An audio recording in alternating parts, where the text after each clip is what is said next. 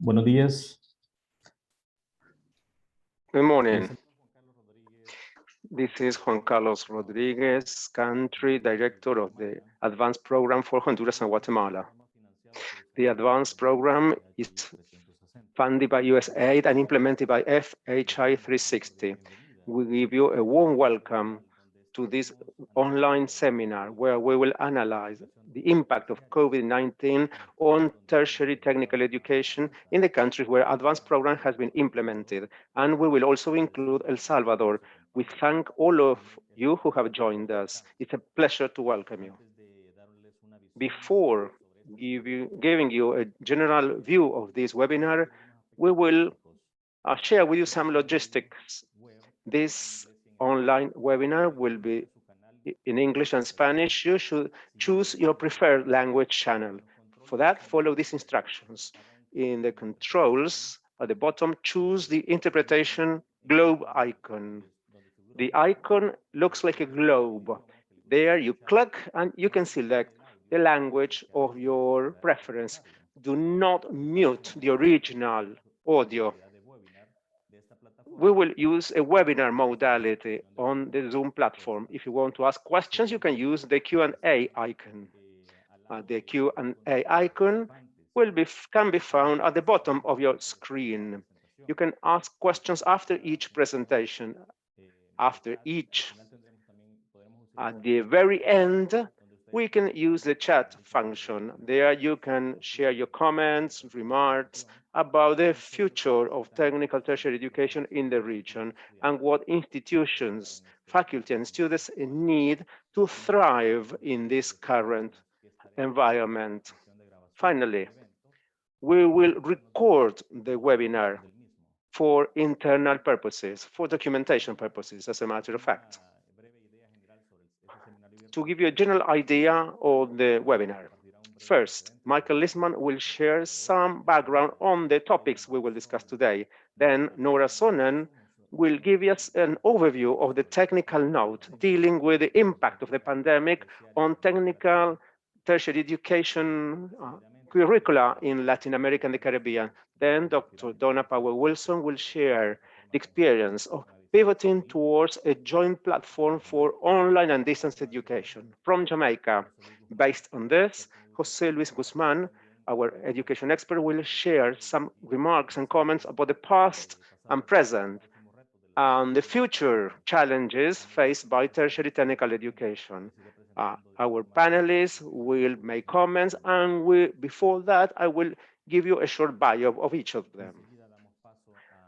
So without further ado, I will give the floor to Michael Lisman, who is an expert on management and international education development focused in Central America and the Caribbean. He is the leader of the USAID Education Team Office in Latin America and the Caribbean, where he worked as an education advisor since 2011. He has a PhD in education from Johns Hopkins University, a master's on international educational policy from the University of Harvard, and a master's degree in political sciences from the Rochester University. Thank you, Juan Carlos. Good morning. I will be speaking in English, so you can switch to Spanish to listen to my presentation being translated. So it's great to be on here with you all this morning, with the FHI 360 advanced team, so many other colleagues and allies in support of workforce and training opportunities in the LAC region. It's an unfortunate but important question to ask these days. Apart from the awful health and human toll, how has COVID-19 impacted the work of the education sector? And that's what FHI 360's report has done, and what this great group of thinkers and doers assembled here today is going to discuss with you. And hopefully you'll have some questions for them as well, and we'll have a robust discussion. We hope to learn as much from you all in the questions and comments that you have as we are able to share. Virtual and remote workforce development is obviously over the past couple of years in particular an up-and-coming field of development. Some of you may have listened to Coursera's presentation through the Inter-American Dialogue event last week. If not, I know it's recorded on their website, a really thoughtful presentation there. We asked Nora Sonnen, working with and through the advanced program and its partners, to take a look at some of these questions in relation to the countries where advance has worked. In general, these are the smaller, less developed economies where large IT investments are rare, and the rural and socioeconomically disadvantaged populations are harder pressed to get access to useful market relevant training. This is where USAID has prioritized its investments through the advance program. Incidentally, we're also working on a longer term evaluation of this program, which we'll be looking forward to sharing sometime early next year. Please do keep an eye out for that. Advance, as you know, as Juan Carlos already intimated, is a regional cooperative agreement with FHI 360 and has worked in Honduras, Guatemala, Jamaica, and now the Dominican Republic, not all at once, at different times, since 2015, and has partnered with local post-secondary training institutions in the private sector in each country to expand access to targeted populations in those countries, as well as to improve the market relevance and quality of the training provided. I think the report gives us a useful look at how the pandemic has reshaped some of the challenges and opportunities in the workforce development and training sector in this subset of countries, and helps us imagine the next generation of support programs, certainly through USAID and private sector engagement. Cliche, as I'm sure it sounds at this point, it is clear that this moment brings a host of opportunities as it does obvious challenges. So thanks to Nora for her hard work in pulling this together. I know the report is up on the advanced website, and I think Jen will share the link in the chat. If you can do that now, Jen, thank you so much.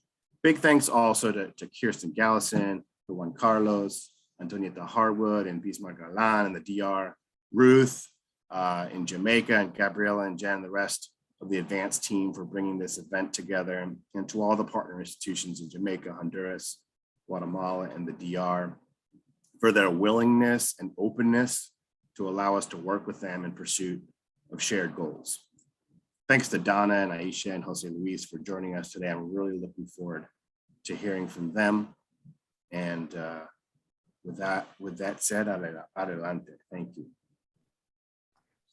Muchísimas gracias, Michael. Enseguida vamos a dar. Thank you very much, Michael.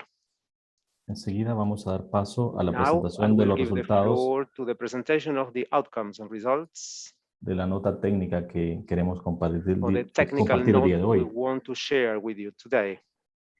Eleanor Nora Sonnen Nora Sonnen es especialista en desarrollo de la fuerza is laboral an expert on workforce development y análisis del mercado laboral. and labor market analysis. Actualmente trabaja en el Departamento de She Educación currently Global de works FHI for 360, FHI 360 Global Education Department, donde asesora técnicamente a los programas de where educación she's technical superior advisor on higher education programs y actividades de desarrollo de la fuerza laboral.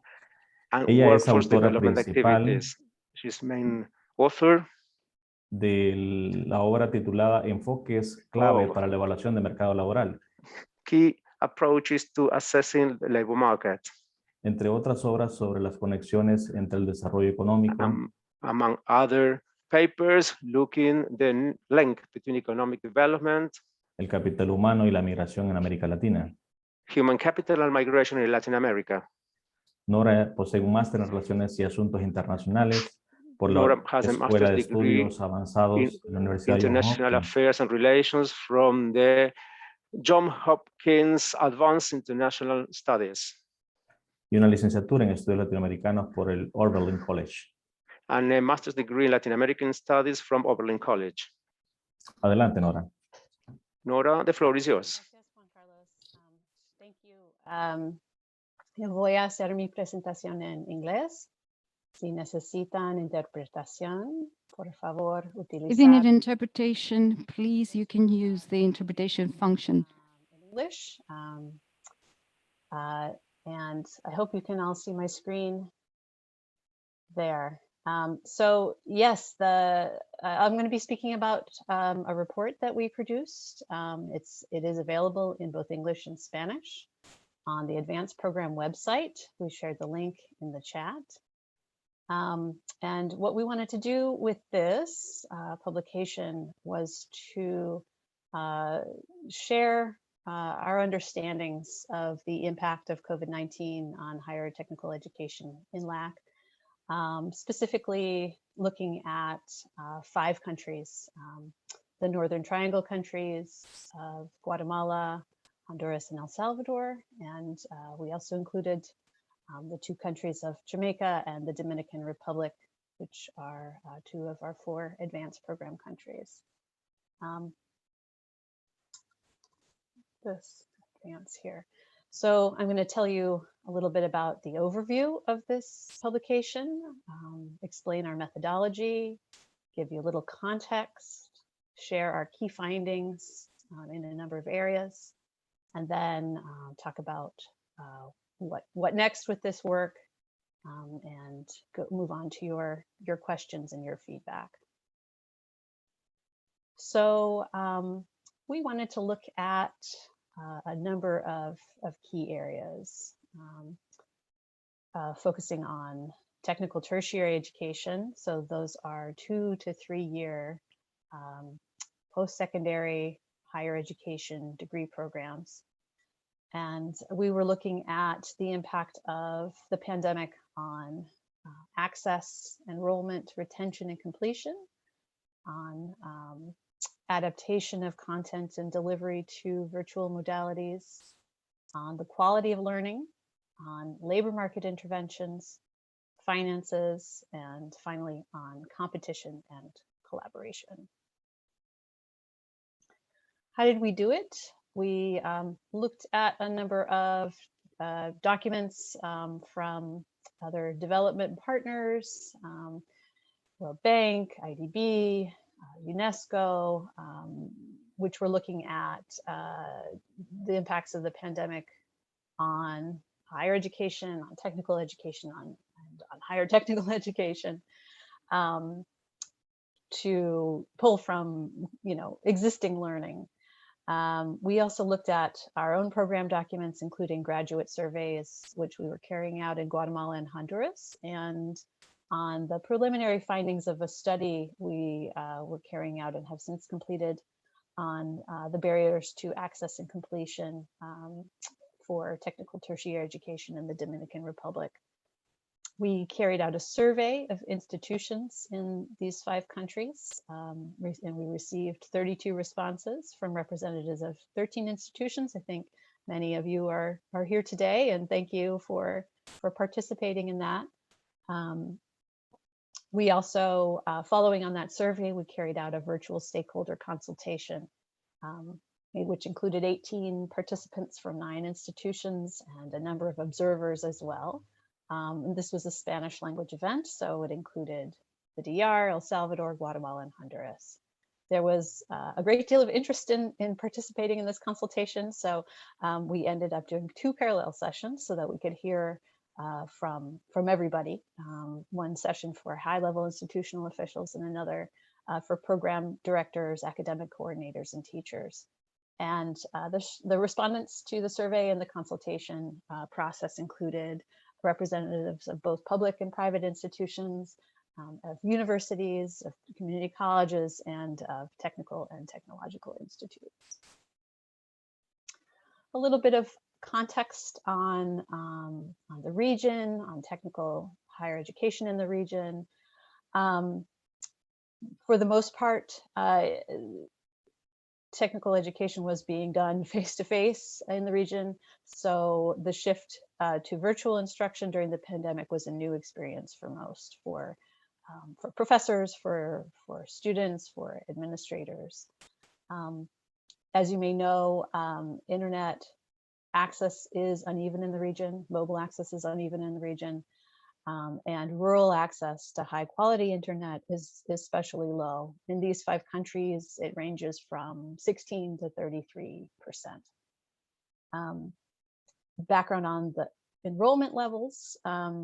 in technical tertiary education in these countries.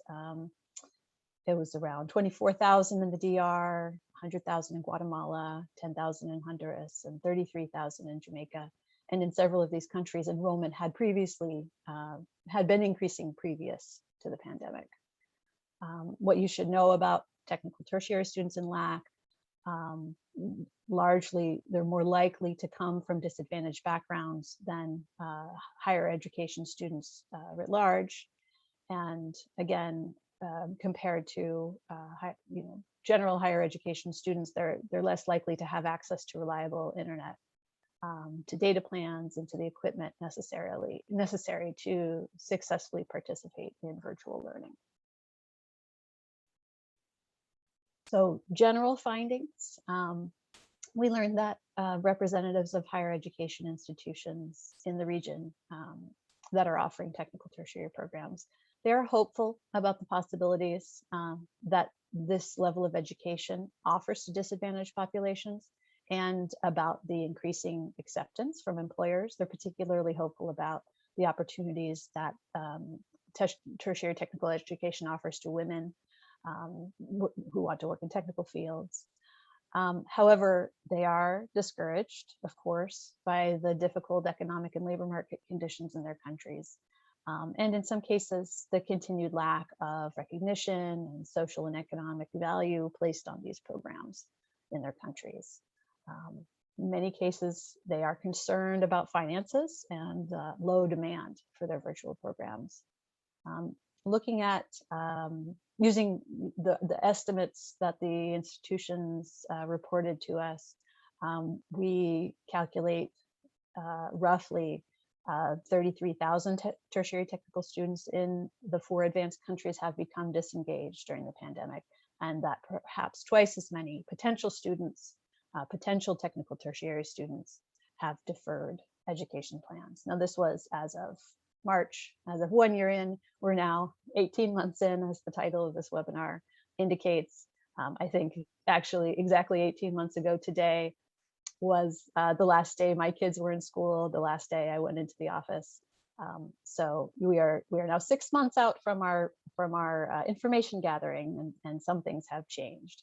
And certainly looking forward to hearing from participants in what has changed, on what has changed. But anyway, I will get into a little bit here the findings by theme. Access, enrollment, retention, and completion. This is not groundbreaking, but as you may imagine, challenges, economic challenges, connectivity challenges have had an impact across all of these areas. And students and their families have questions about how relevant technical programs being delivered virtually actually are, how relevant they are, how valuable they are.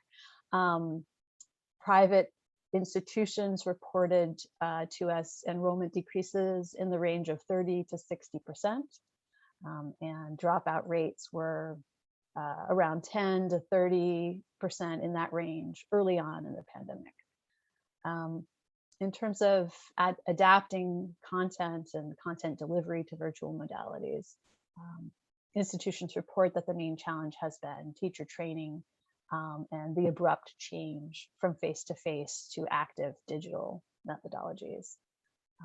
These technical programs, of course, have a significant component of practical and hands-on training. And that, of course, has been the most drastically affected during the pandemic. Something which may be seen as a silver lining is that the pandemic has spurred these institutions to accelerate their short-term strategic plans to transform themselves digitally. So the need is clear, has been clear, and the pandemic has been an incentive to do this. But it has not been easy or seamless or cheap. In terms of the quality of learning, here we're not talking about objective scientific measures, but this is more self-reporting from the institutions. And here we saw that institutions more or less fell into 2 groups. Again, self-reported. So those who already had competency-based learning models and robust technology platforms prior to the pandemic did not report such devastating results in terms of the quality of learning. They said that things were going okay. In fact, sometimes good. So sometimes well. However, they did note that the socio-emotional competencies of their students had been impacted by the pandemic, which does in turn affect academics.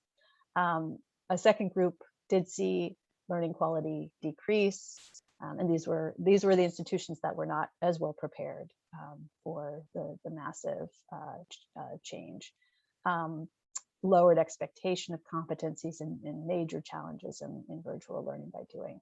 From teachers, we heard that they have been working hard, adapting, but they are fatigued, as so many are, and they were concerned about returning to face-to-face instruction without proper tools and precautions and equipment. In terms of labor market interventions, a significant proportion of advanced graduates were already reporting that their employment was affected, between 40 and 50% in Honduras and Guatemala, and another 30 to 40% expected that their employment would be affected in the near future. So a majority of graduates was reporting their employment affected. Institutions have, through advance, been supported to partner with employers and private sector, and that outreach continues with varying degrees of success. Many employers were not prepared for the shift to remote work, and they have had to get used to the idea of remote internships, etc. So that has been somewhat successful in some cases and has been a challenge in others. And the job market has been particularly challenging for students who have not had the opportunity to engage in practical training and internships. Finances, big impacts here, of course, reductions in institutions' budgets and income due to lower enrollment means that they've had to reduce expenses and really identify their priorities. There have been a number of unforeseen expenses related to the pandemic, everything from upgrading technology to provide virtual modalities, remodeling workspaces, providing biosafety equipment, and providing additional materials for practicums and labs because group work wasn't possible, staff overtime, etc. So lots more in terms of costs. And the institutions have been responding to these drops in enrollment in a variety of ways. The short and medium term challenges as of March, and many of these are still in effect, would be adapting curricula and technology platforms to support hybrid learning, reducing their fixed costs, streamlining student services, continually training teachers in new learning methodologies and resources, and of course, increasing enrollment. The final area we looked at was competition and collaboration.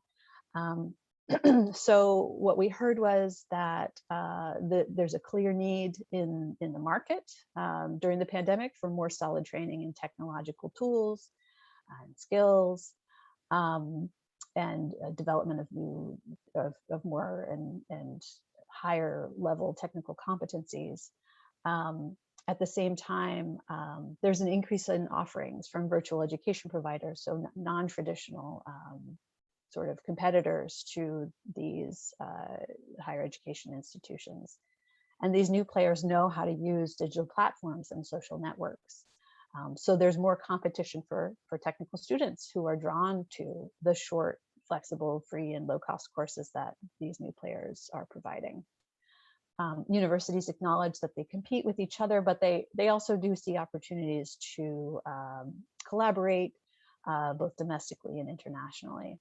And during the pandemic, institutions have formed alliances with a number of different types of organizations, telephone companies, broadcast and media companies, and they see lots of other different types of potential partnerships, which can support them to thrive in this strange era. So that covers the sort of 6 big areas of the document. I encourage you to go to the link and download it in the language that you wish to read it in. I will also let you know we are planning an event November 4th with the Youth Power Higher Education Community of Practice. So you can join that community practice here. That's an English language community of practice. There's my email for any feedback or questions, but I'm also happy to answer any that you may have now. So thank you very much.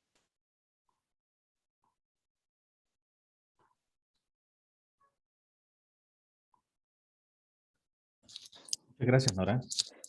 Les recordamos you, que Nora. tenemos, Please. pueden habilitar We would la like to función de remind you preguntas y respuestas that you can enable the Q&A para hacerlas en function, este momento para la and you presentación de can Nora. send your questions about Nora's presentation right now. Please, you can use the icon at the bottom of your screen. Quiero ver, tenemos una acá. I think we have a question here. Let's see. Preguntan, ¿cuáles son algunas formas What are some en que las instituciones of están the respondiendo a ways las in which bajas de matrícula? institutions have been responding to this decrease in their number of students in the enrollment? Puedes contestarla, Nora, si gustas, mientras llegan otras. Here I am, yeah. So, a number of ways, and I think also Juan Carlos, you may have something to say on this,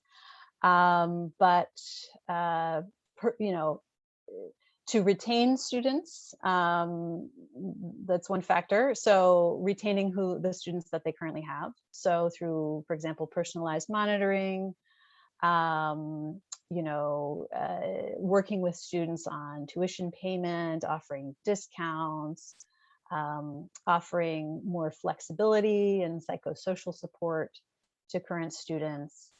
And then in terms of increasing enrollment, making program updates, doing virtual outreach and promotion, offering scholarships, and thinking about and offering sort of some of those more short, flexible courses to bring in more students. And perhaps you have some other examples from some of the institutions in advance as well. We weren't able to get into a tremendous amount of detail with this. We had a lot of respondents and a lot of ground to cover. But I'm sure, if any of you on the webinar have some other successful stories of how you've responded to drops in enrollment or to retention challenges, it would be interesting to hear them.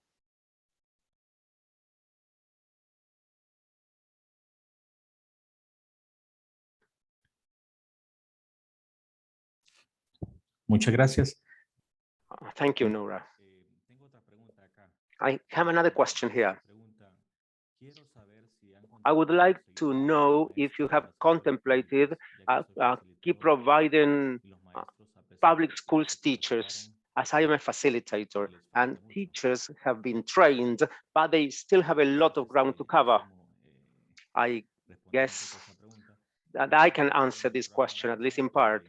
The advanced program is a regional program which has worked in 4 countries, as we have said.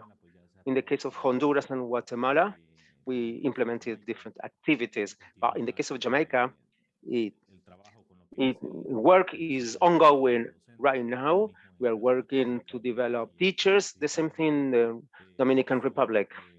Specifically, one of the approaches seeks to strengthen technical content skills regarding pedagogics, teaching methodologies, and the socio-emotional aspect of all teachers, especially working with college or university level technical programs, which is the target of the program. And our experience has been linked to secondary level institutions.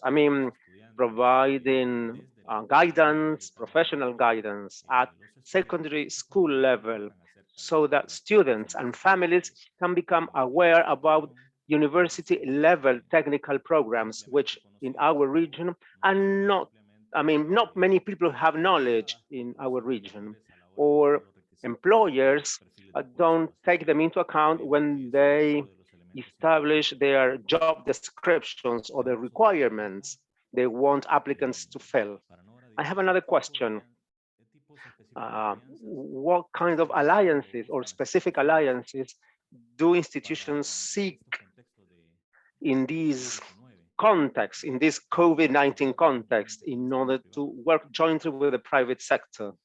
Yeah, one thing that came across very clearly from the institutions we spoke with was that they were very interested in digital simulator, virtual simulation platforms, but that they were expensive. It was unclear which platforms might be the most appropriate for them, but absolutely partnerships with tech companies, or perhaps with institutional consortia, higher education consortia, which had access to these platforms, would be beneficial to helping institutions and therefore students and professors gain access to virtual simulators, so that students could be getting that practical hands-on virtual hands-on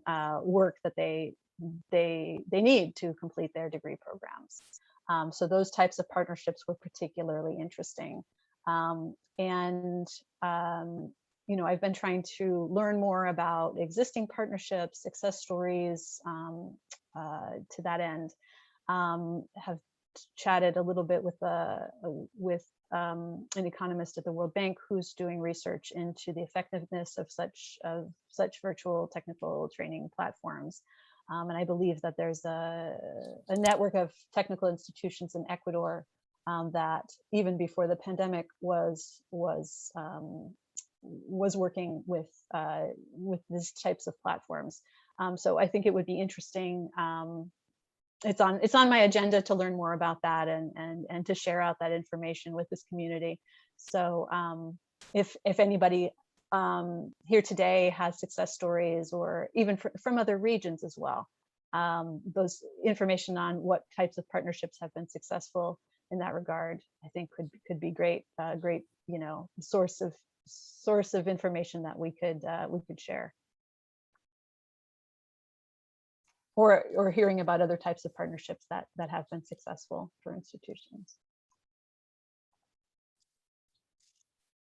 Muchas gracias, Nora. Sí, también nos preguntan si... Thank you, Nora. I have another question. If this program, advanced program, has been implemented in El Salvador, and the answer is no.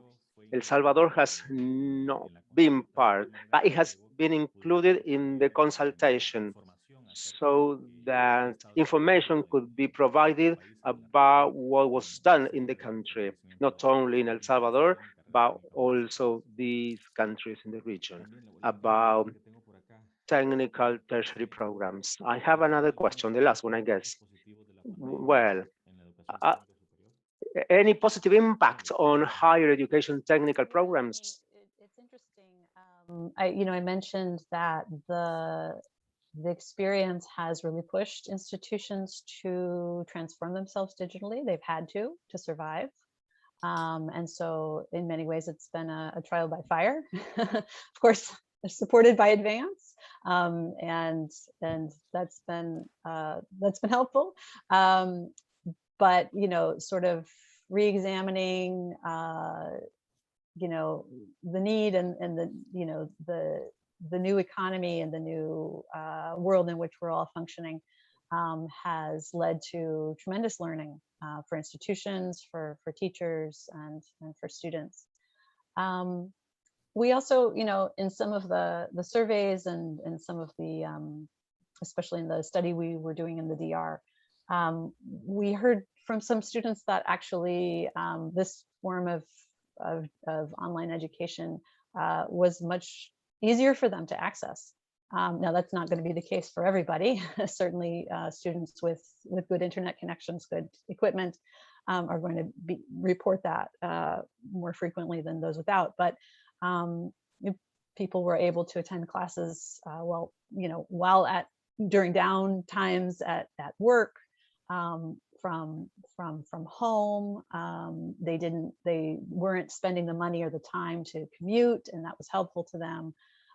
So when asynchronous education and lessons and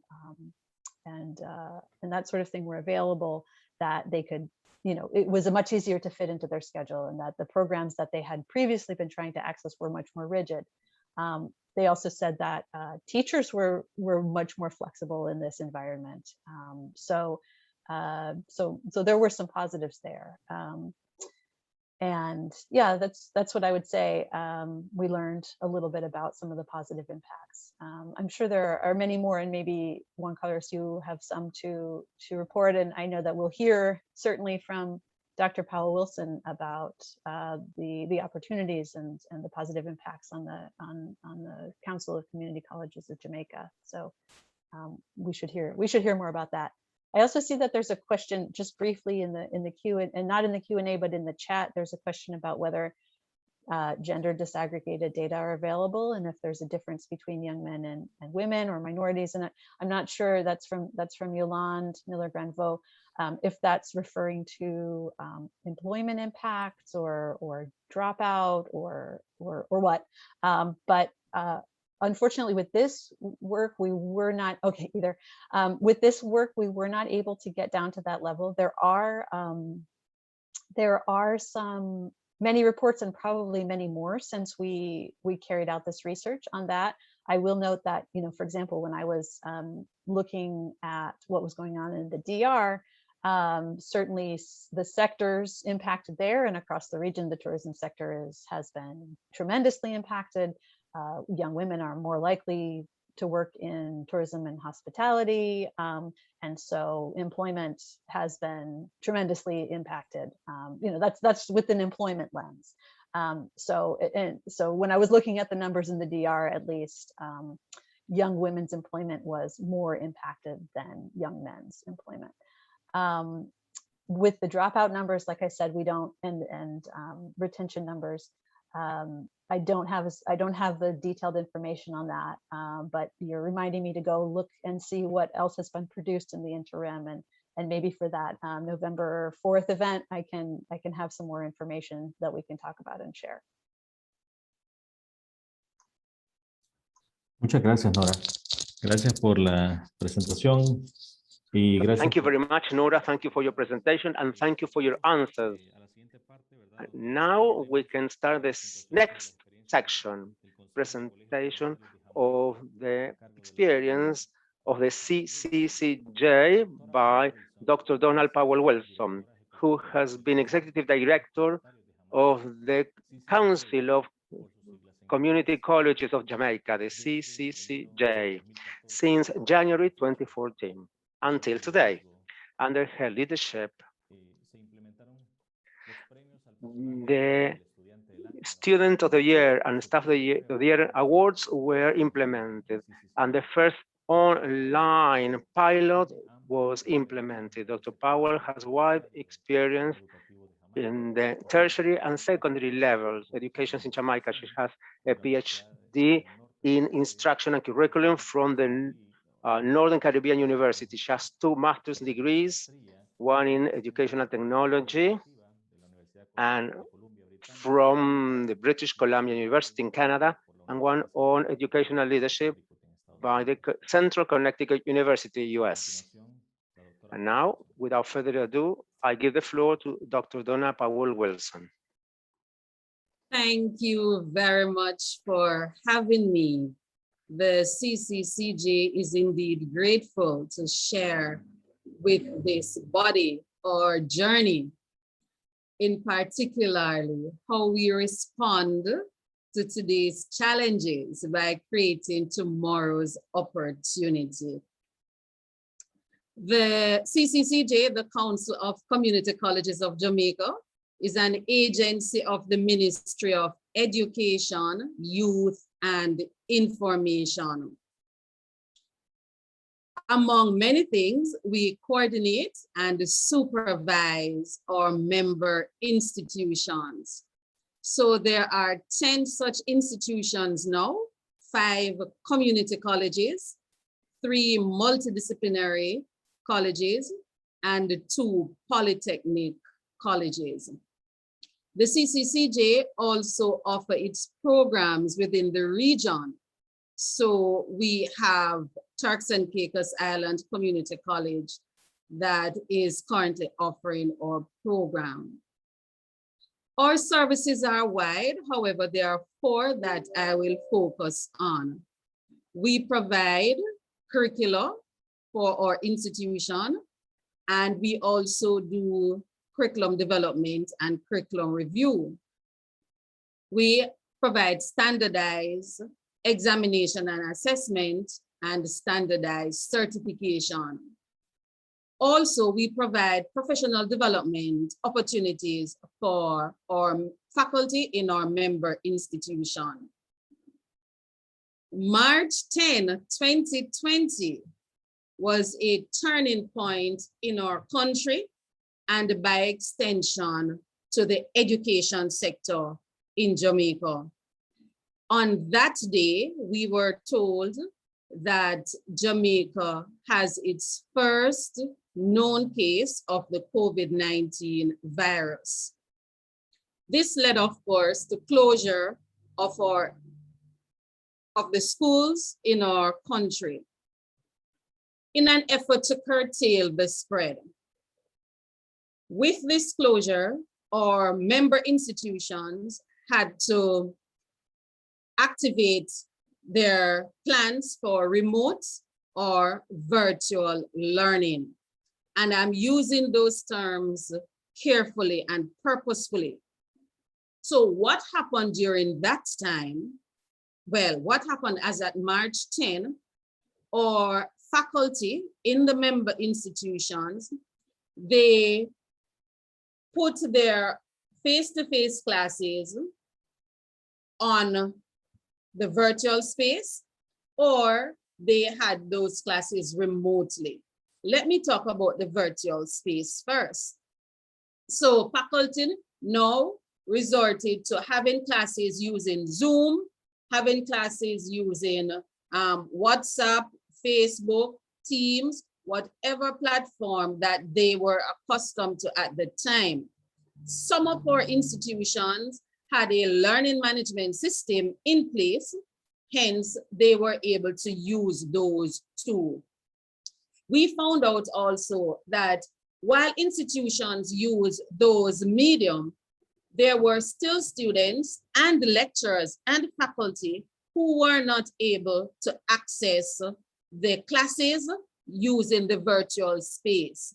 So our administrators in the institutions, very creative, they had learning manuals. So students were able to visit the institutions at specific time and collect whatever resources that would be required for the lessons. They would also make arrangements to drop these resources back at the institution.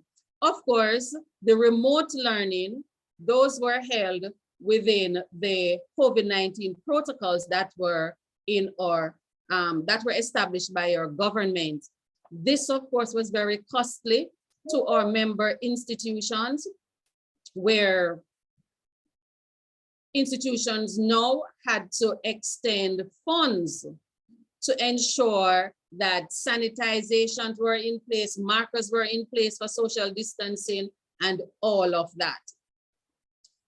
What we found out between March 2020 and to a lesser extent, December 2020, was that there were inequity in the tertiary education landscape. This we knew, this I believe persons knew long ago, but the extent to which it was in the tertiary sector, it was really a surprise for most persons. We had persons at the tertiary level who did not have access to a device. Yes, persons would access their learning materials outside of remote learning or the virtual learning, either through a desktop, a laptop, a tablet, or a cell phone. There were students in our institutions who did not have access to any of those devices. Then we had the issue of internet connectivity.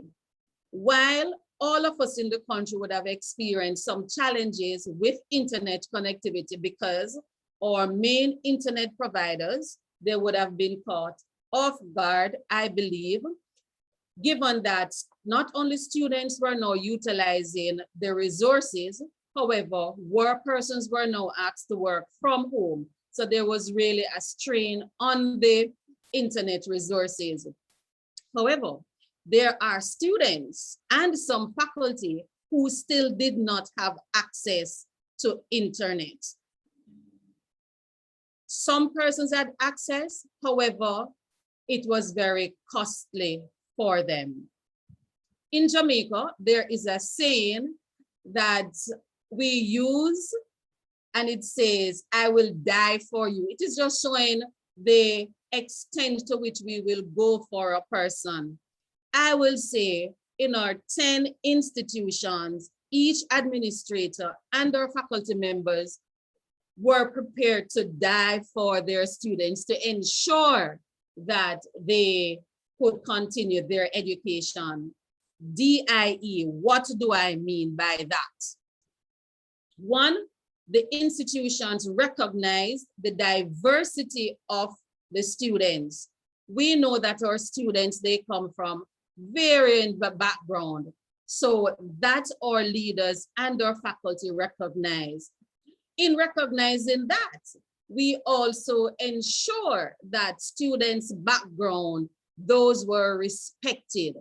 So students who were not able to access the internet, students who did not have the devices, the institutions made arrangements again for these students to access these services at the campus, of course, within the confines of our protocols. Then there is equity. The institutions ensure that the students were given the opportunities and access that they need in order to be successful, in order to maximize their teaching and learning and potential. So our institutions were well aware, our leaders well aware of the diversity. They went all out, they put extra effort to ensure that these students were included and ensure that equity was maintained throughout the process.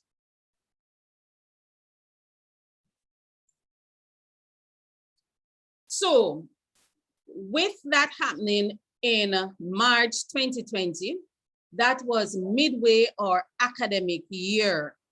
So a lot had to be done to ensure that the students were ready to sit their assessment in May, June of 2020, ensuring that the quality of our assessment would have been maintained, that we recognize we cannot compromise.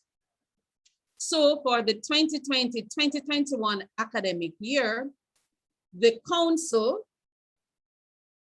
activated its distance and online education plan. This we have been working through for a while. However, we were just not able to get it off. So for the 2020-2021 academic year, which started in September, Council worked feverishly to ensure that those plans were in place. So that project had three main components. We looked at digital literacy, we looked at resources, and we looked at our course conversion. When we talk about digital literacy, this learning in the virtual space, remote learning, online learning, it's a new phenomenon for many persons. Persons in the past would have studied online, and that would be a matter of choice. What we found out now is that persons are now engaged, and it was mandatory. So there had to be some mindset change. So we found that training was required for all stakeholders, administrators, faculty, staff, and students. So we had our training plan developed to ensure that all persons were aware of what is expected, what should be done, how it should be done. And of course, the training, professional development is continuous, because as you are aware, with technology, there is always upgrades. So we were able to provide training for in excess of 400 persons, training through various modality, various institutions, which I'll share later on as well. Then we look at resources, recognizing that our institutions, they were at varying levels. Some institutions had more resources than others.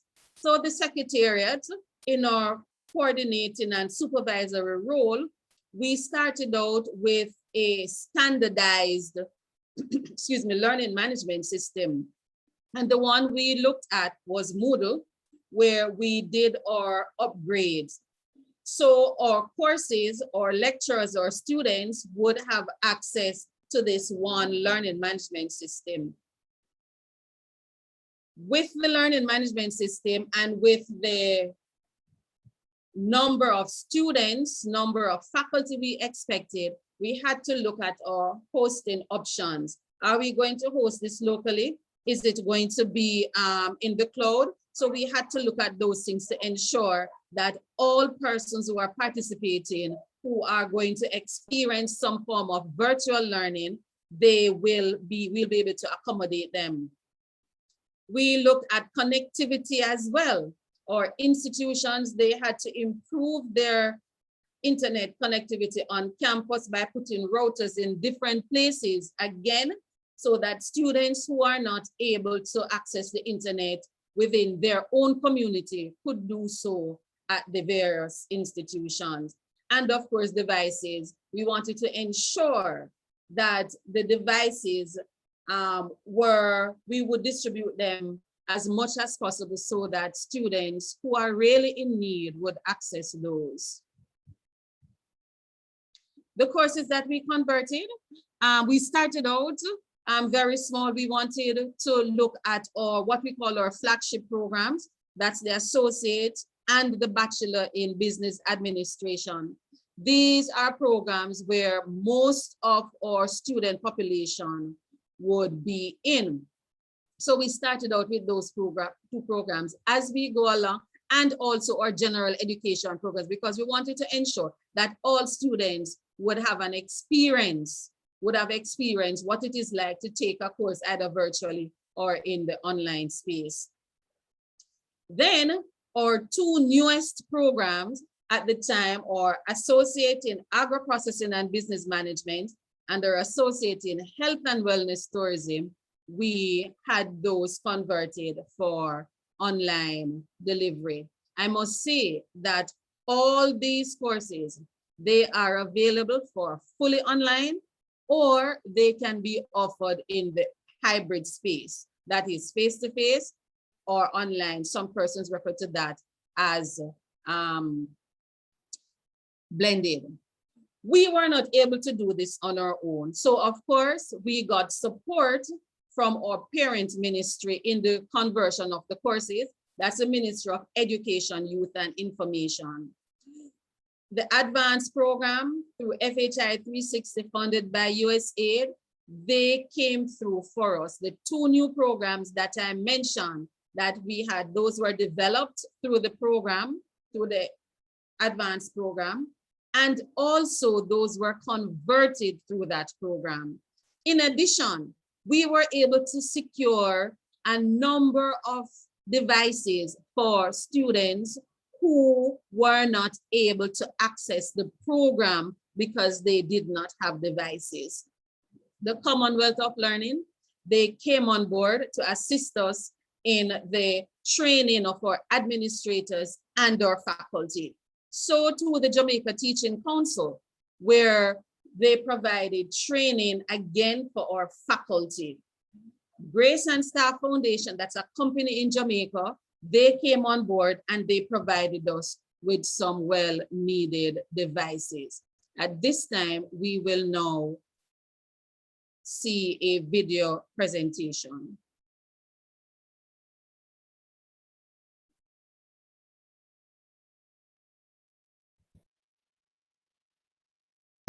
I'm Aisha Bailey, Principal Consultant at MLR Technology and Innovation and lead for the USAID Advanced Program Online Course Development for the Associates of Applied Sciences degrees in Agro-Processing and Business Management and Health and Wellness Tourism in Jamaica.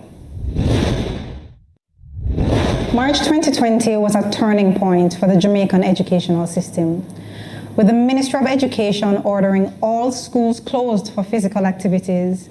Administrations were now scrambling to rehaul their teaching and learning processes. But those schools that were institutionalizing new curricula were even more devastated.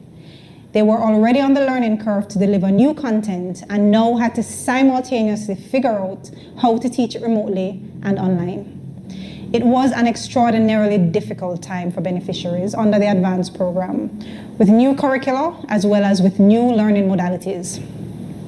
The USAID, however, in its continued commitment to support workforce development in Jamaica, decided to provide additional support to assist the Council of the Community Colleges of Jamaica in converting 23 specialized courses originally designed for face-to-face into virtual programs in under a year. This project was executed over 4 main phases. First, we consulted with members of faculty, students, and representatives from the council to assess the key needs of institutions to effectively deliver new curricula online. In the second phase, a comprehensive curriculum map was developed for each course, ensuring their alignment to current syllabi, existing resources, and institutional capacity. Then we moved on to content development, where new and repurposed teaching and learning resources were created. And then in the final phase, we designed and developed the learning management systems for each course on Moodle. I am happy to note that we have developed and launched multiple educational technologies and tools to not only facilitate online learning, but to better engage the 21st century learner. We have catered to all learning styles in this project. PowerPoint slides, infographics, and technical documents were used to deliver theoretical concepts. Introductory and evaluation activities such as discussion boards, quizzes, and worksheets accompanied all lessons. Practical activities such as experiments and fieldwork were developed for relevant lessons. In some cases, video demonstrations of selected practicals and virtual tours were created and provided for students. We have engaged several industry experts to provide podcasts, guest lectures, and case studies to support labor bridging and industry exposure. All the member colleges that offer these degrees now have enhanced institutional capacity because they now have access to approximately 1,500 high-quality, digital, turnkey, curriculum, and industry-aligned resources. This undoubtedly makes the jobs of faculty members much easier and more effective. As a learning management system will be available to all colleges teaching the courses, this project has now provided a standardized mechanism of delivery. One of the pandemic's biggest effects on education is that the delivery of curriculum is now haphazard. There was really no standardized approach and toolkit for online delivery of courses, but not anymore. This project has inadvertently generated a set of standards by which all institutions can adopt and implement. In our commitment to highlight Jamaican voices, faces, and expertise to inspire students towards emerging fields, we have strengthened the partnership between the advanced program and more than 30 experts and institutions. From the Bureau of Standards Jamaica to Sandals Resorts to the Rural Agricultural Development Authority and the University of the West Indies, we have engaged and provided a platform for our local industry to come into the classroom and engage and inspire the students. But I think the most important impact is that on current and prospective students. Despite the disruption in both their educational and personal lives due to the pandemic, students can now still get a good education through the power of technology. Students, many of whom are underserved, that now have limited access to the physical school plant, or now have to work and study, or for health reasons cannot engage in physical learning, or who learn better in a self-paced format, can now access their education anytime and anywhere. Nothing beats that. This is unprecedented. And I take my hat off to the Council that despite the sudden obliteration of school as we know it, they have not only pivoted and adjusted the educational infrastructure, they have transformed it. My team and I are elated to have supported the work of USAID in this exercise. It was a phenomenally successful project and one that I know will set the standard for other institutions working towards similar objectives. We look forward to continuing our partnership with the Advanced Program as we create a world in which all Jamaican youth and their communities have the opportunity to reach their highest potential.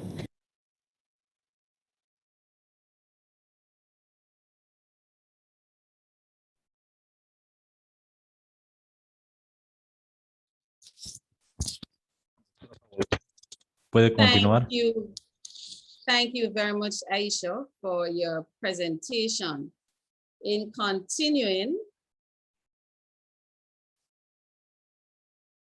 the CCCJ's tagline for many years, responding to today's challenges by creating tomorrow's opportunities.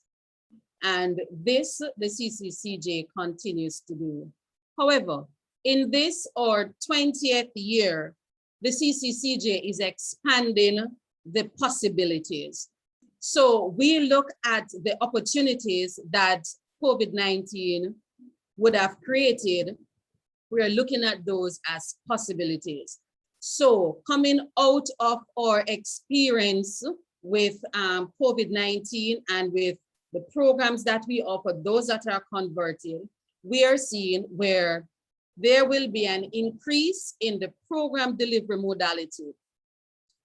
Our programs would normally be delivered face-to-face, part-time, full-time, on weekend. Now we're adding fully online or blended.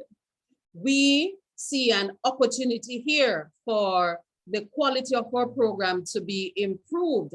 And Aisha spoke to it earlier in the video presentation, where you have ad hoc program structure, program development. Now with this coordinated effort, the quality of our program will be improved. And also improvement in our student service, continuous improvement in our student services as we prepare students to learn in this virtual space. The way forward, we will certainly be taking on course conversion, program conversion, as we continue on this journey. We have, the CCCJ have in excess of 25 programs at the associate and the bachelor level, and we have just repurposed 5. It's going to take some time, it's going to take some funding, however, we're committed to that process. We continue to work with our member institutions to improve the technological resources that they have on their campuses so that students can benefit from these. And of course, we continue to work to improve and increase our student support services for the online space. Thank you very much for having me.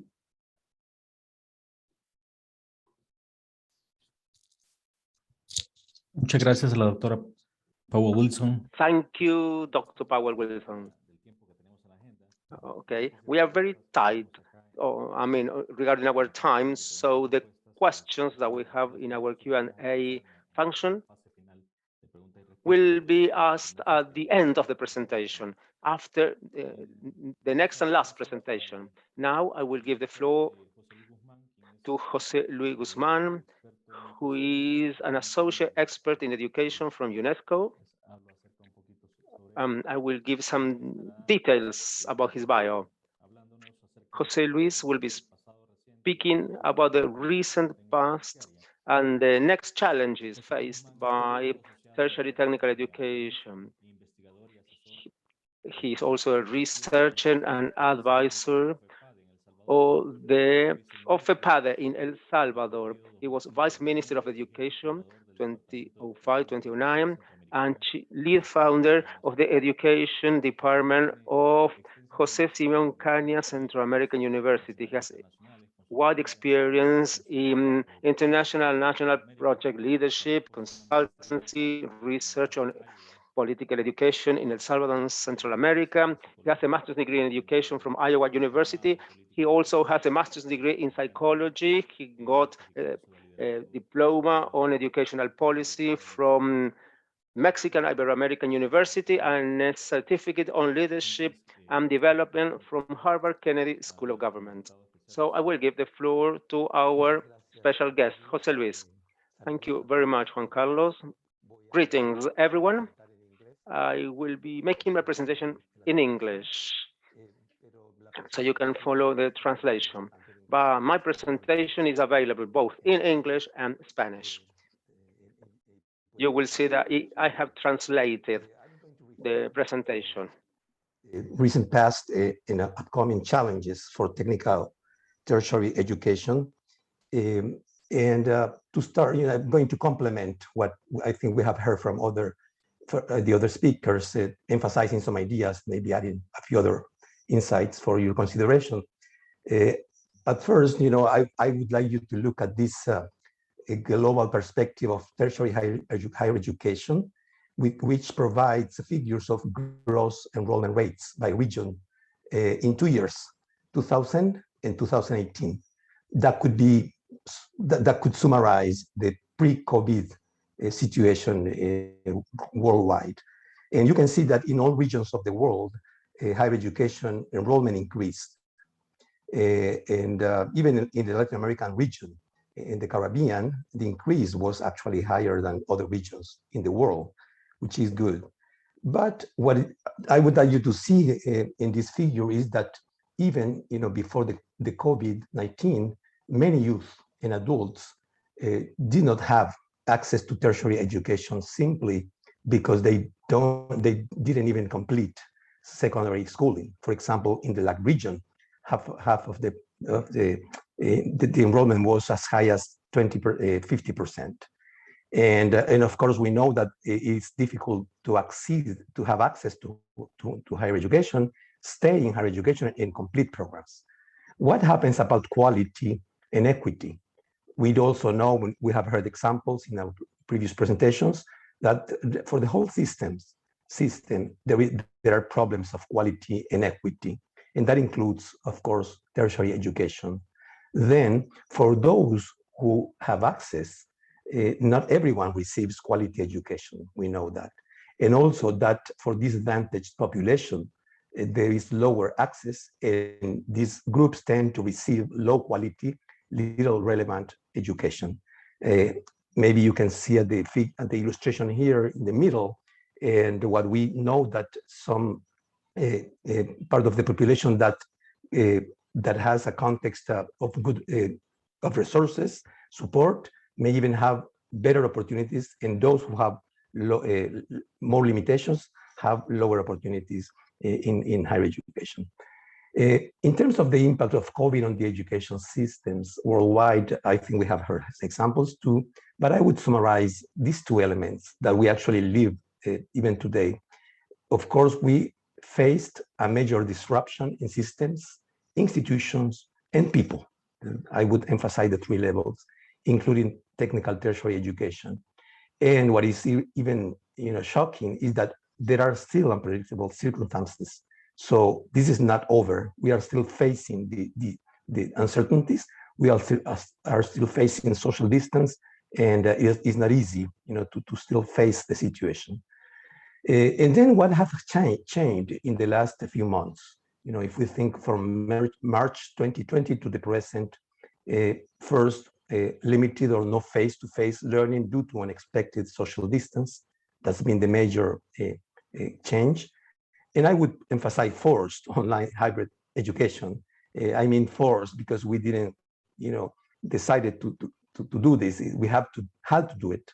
We had to do it. It's like we were asked to drive from one city to, in Honduras or Guatemala and go by car to Colombia or Ecuador, and we don't know how to drive a car. So if we know how to drive, that's one situation. If we know how to drive it, that's different. Less income, we have heard of that.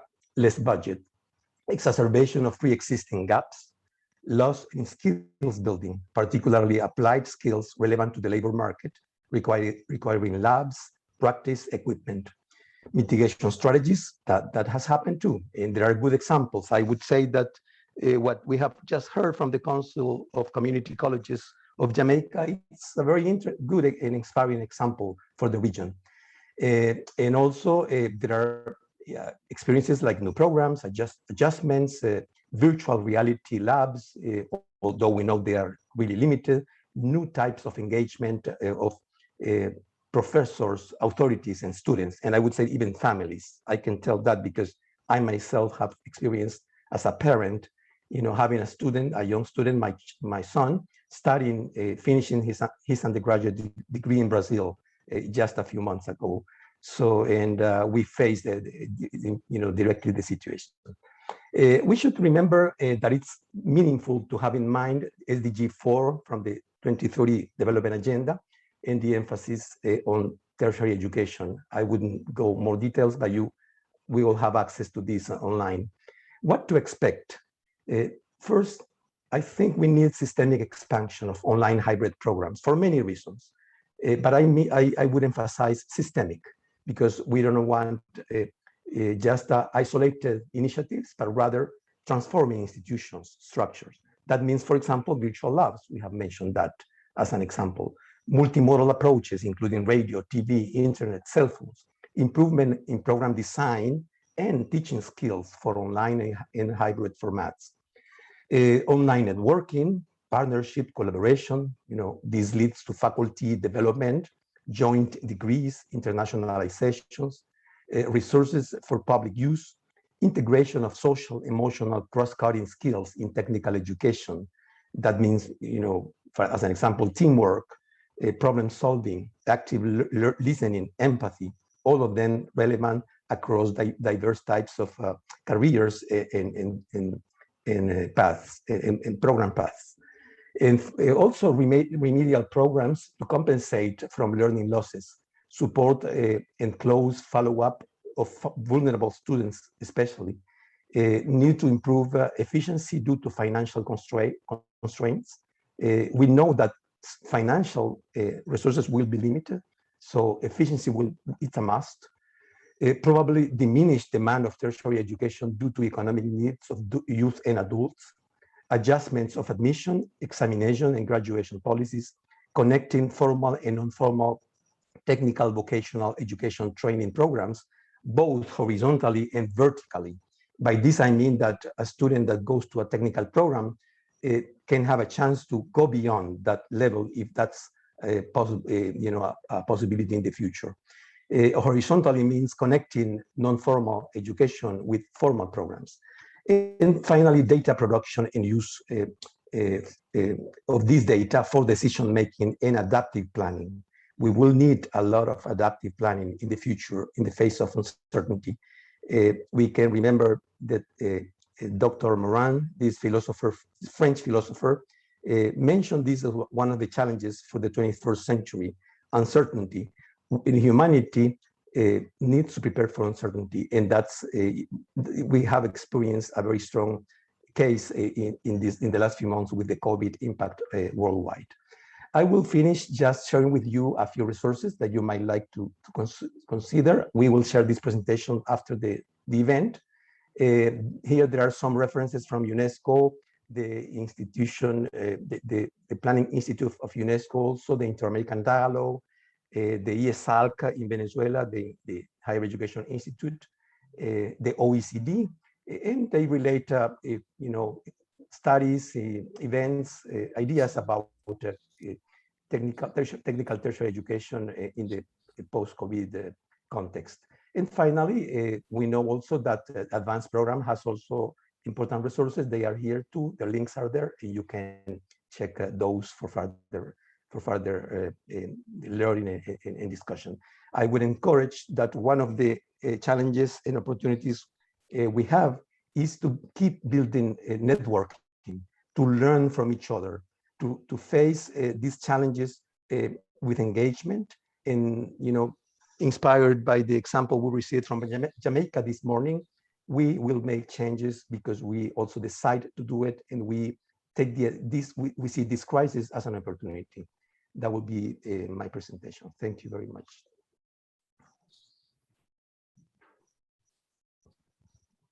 Muchísimas gracias, José Luis.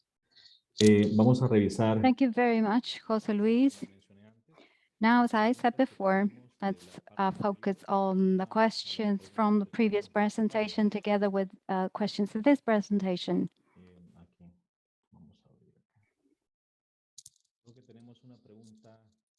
I think we have a question for USAID representatives. Michael, how do you see new programs funded by USAID being developed in the new Central American administration and priorities to strengthen routing through employment? The advanced program has experience in recognizing the current situation in the region and can provide structural interventions to achieve better impacts.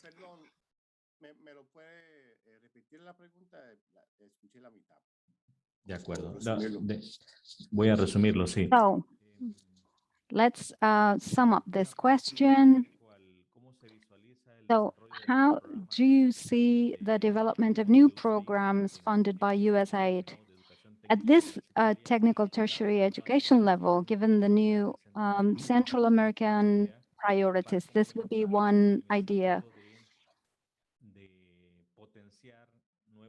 So that we can boost new programs with a structural approach that can have more impacts.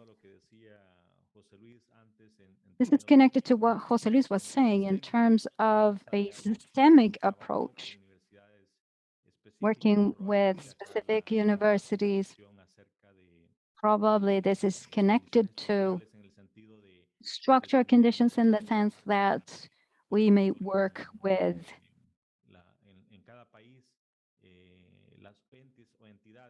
each country's agencies that secure the quality of technical programs. I don't know if this is clearer or this helps.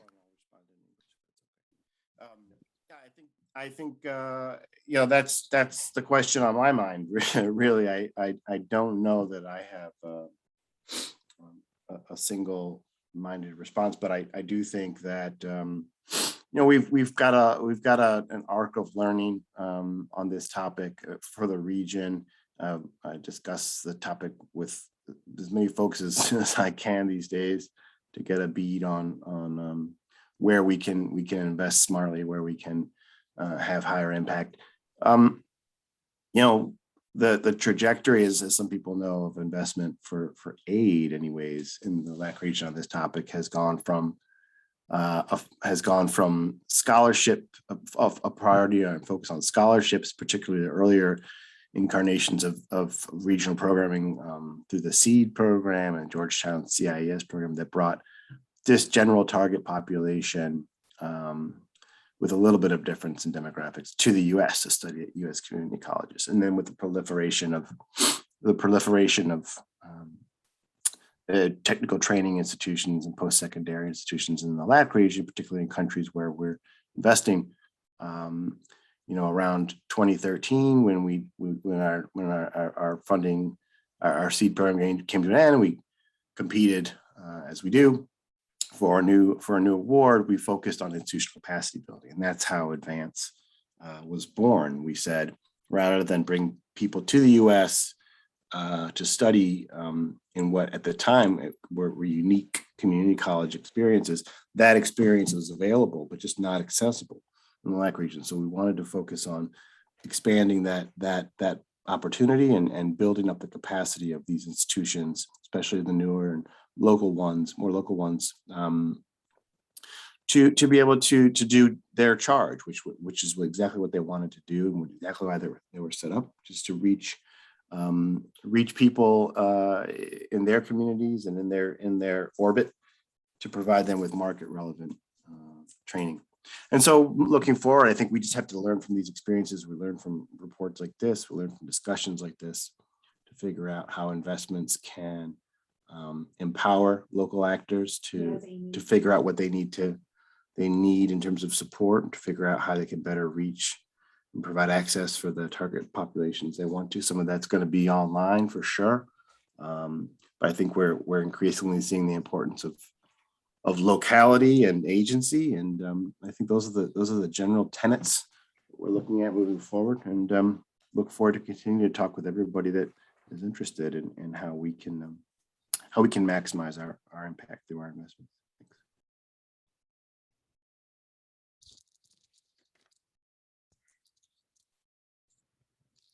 Muchas gracias, Michael.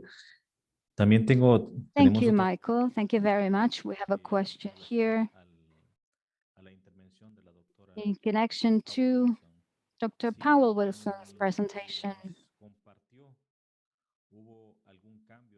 So, has there been any change in politics or governance that needed to be done in Jamaica in order to introduce the online and distance modality?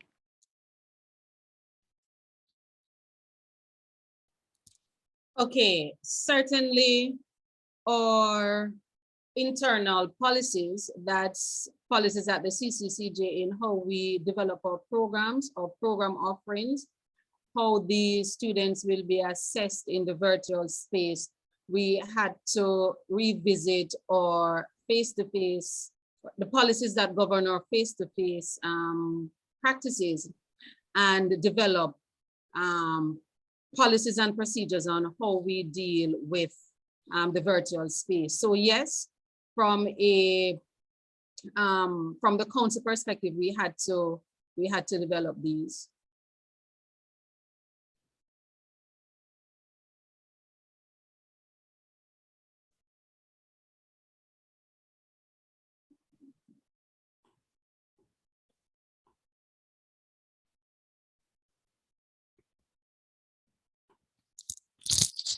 Bueno, tenemos problemas. I think we're having some technical issues. Dr. Powell Wilson, may you continue, please? Okay, I was finished. I indicated that we developed the policies at the local level, CCCJ. Not hearing? Sí, gracias. Gracias. Thank you. Sí, aquí tengo otras preguntas. I have another question here. What can we do to decentralize the equitable use of the internet? Can any of the panelists address this question?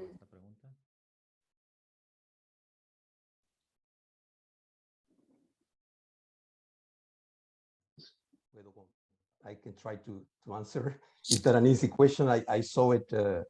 I saw it on the chat, and it's really difficult, really, to answer. It was posed by Mr. Pedro Sanchez, and I think it's a very, in terms of speaking about equity and inclusion, it's really a key question. And I would say that the answer would depend on which, from which perspective we see the problem. And I would think that, of course, there is a structural problem for societies in general, because that depends on access of population of all ages to technology in general, both in terms of infrastructure and then also in terms of devices and connectivity. So this doesn't depend, on a specific institution or individual. An example would be Uruguay, where we find that Plan Ceibal, the government decided to invest in, after 10 years, they have connected the whole education system, even in the primary education level. So there has to be a political decision, I think, budget in terms of policy at the country level.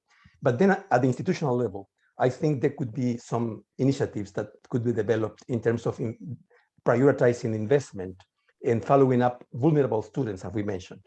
I think that can be done from the institutional perspective, because if we don't even know about the situation of students, we can do nothing. We need to be informed, follow up students, and then decide, can we do something else?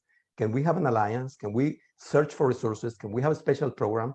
And I think our colleagues from Jamaica, share that, they faced these challenges and they decided to do something about it. Maybe we won't solve everything, but that's, it's a process, and I think it'll be a matter of priorities also. So that I could add. I'm taking advantage of my intervention. I would consider also this concept of agency that Michael Lisman mentioned, relating that to the opportunities for cooperation. USAID is one of the donors worldwide, and I think we should look at any opportunities around the world, let's say, that can be taken as an advantage for the Central American region or Latin American region in terms of donors, resources.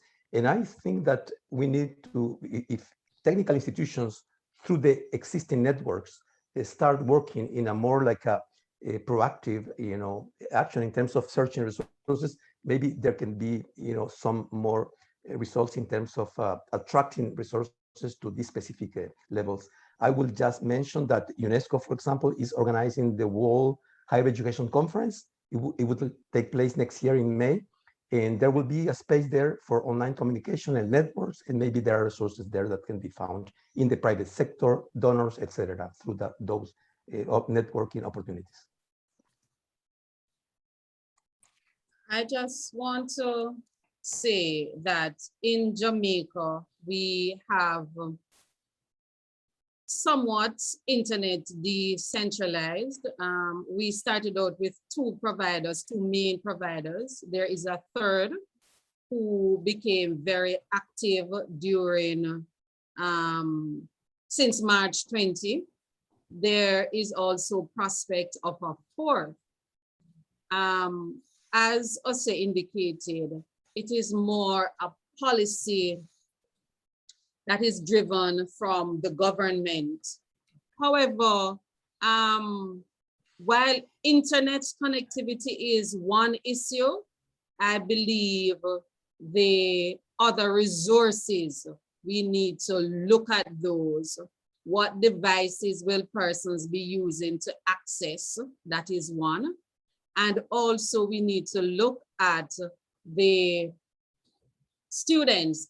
For us, learning is a social event. It is one worth interaction and physical interaction.